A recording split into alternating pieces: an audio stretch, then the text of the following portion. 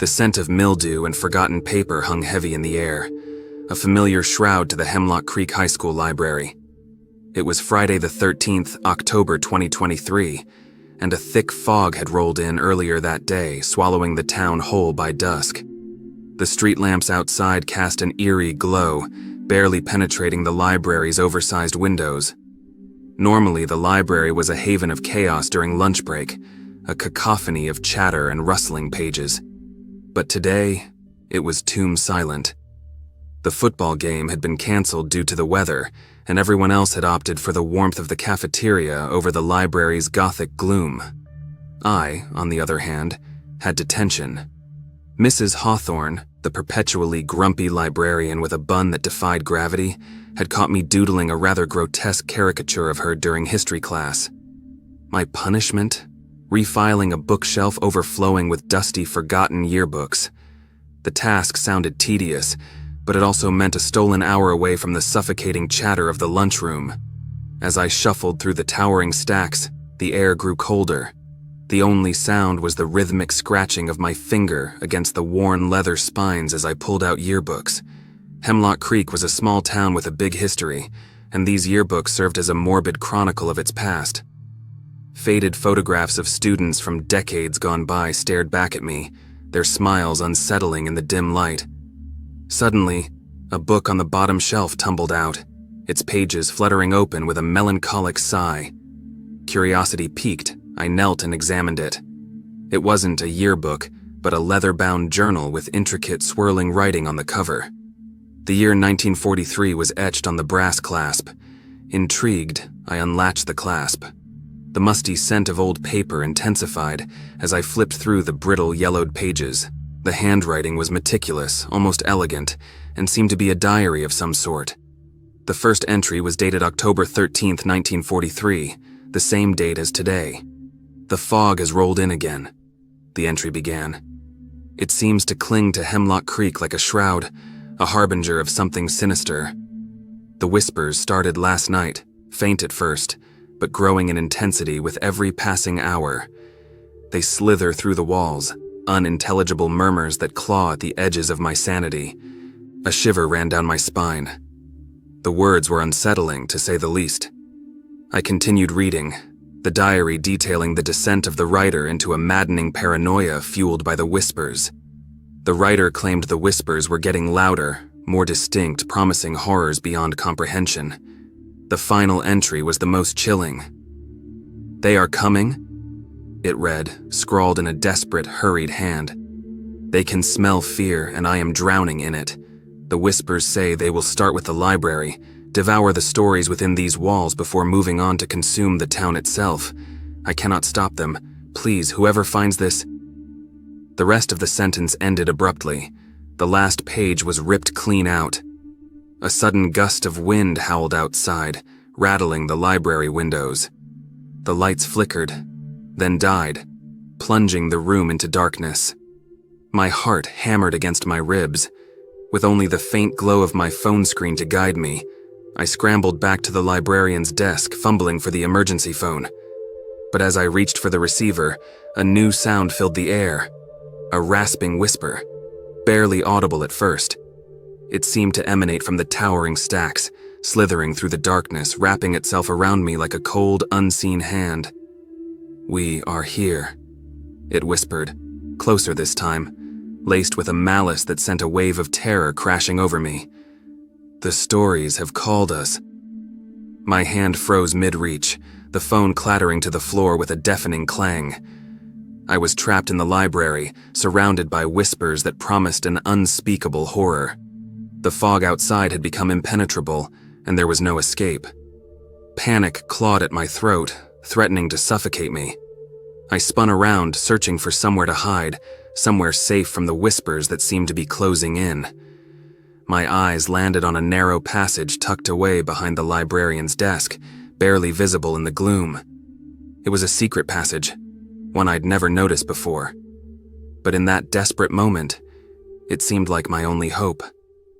With a surge of adrenaline, I scrambled through the opening, slamming the heavy desk behind me with a resounding thud. Darkness engulfed me as I crawled into the passage. The musty smell intensified, tinged with something metallic and unpleasant. The whispers seemed fainter now. The passage was tight, barely allowing passage for my body. I crawled on my hands and knees, the rough stone floor scraping against my skin. The smell of damp earth and something akin to rotting flesh filled my nostrils. The whispers were faint, but still present, taunting me with their chilling promises. After what felt like an eternity, the passage opened into a small cavernous chamber. A single lantern hung from the ceiling, casting flickering shadows on the damp walls. The metallic tang in the air grew stronger. My heart hammered against my ribs, each beat echoing ominously in the confined space. In the center of the chamber lay a pile of bones, bleached white by time. Skulls leered at me from the top, their empty sockets seeming to follow my every move. A sickening realization dawned on me. This wasn't a secret passage, it was a tomb. Suddenly, a voice erupted from the darkness, distinct from the whispers. It was a guttural growl, low and menacing, sending shivers down my spine. A hulking figure emerged from the shadows, its form obscured by the dim light. It was humanoid, but grotesquely so. Its claws scraped against the stone floor as it lumbered towards me, its eyes glowing with an unnatural crimson light.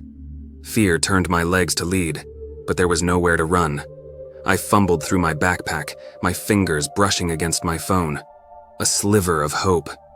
Maybe I could call for help. But as I fumbled with the screen, the creature lunged. With a shriek, I rolled to the side, narrowly avoiding its razor-sharp claws. It roared in frustration, the sound echoing through the chamber like a death knell. Scrambling back, I tripped on a skull, landing hard on the cold stone floor. The phone slipped from my grasp, clattering a few feet away. The creature loomed over me, its fetid breath washing over me. I squeezed my eyes shut, bracing for the inevitable. But it didn't come. Instead, there was a sudden flurry of movement and a high-pitched screeching sound. Opening my eyes, I saw the creature recoiling, its attention diverted towards the passage entrance. A figure stood there, bathed in the faint light filtering through the opening. It was tall and slender, cloaked in darkness, its face obscured by a hood. It held a strange weapon that crackled with an unnatural energy, resembling a twisted lightning rod. The hooded figure spoke in a voice that was surprisingly gentle. "Stay back, creature of the fog. This one is not yours to claim." The creature snarled, a battle raging in its crimson eyes. It lunged at the figure, who nimbly sidestepped the attack and retaliated with a blast of energy from the weapon. The creature shrieked in agony, smoke rising from its burnt flesh. Taking advantage of the distraction, I scrambled to my feet and retrieved my phone. The signal bars were weak, but I managed to dial 911. My voice trembled as I spoke. "Help, Hemlock Creek High School Library, secret passage." The creature seemed stronger, pushing back against the figure's attacks. The cavern began to tremble, dust raining down from the ceiling. My phone slipped from my hand again, clattering to the floor. The hooded figure seemed to falter. "The whispers are growing stronger," it said, its voice laced with urgency. "We must leave now, or they will overwhelm us both."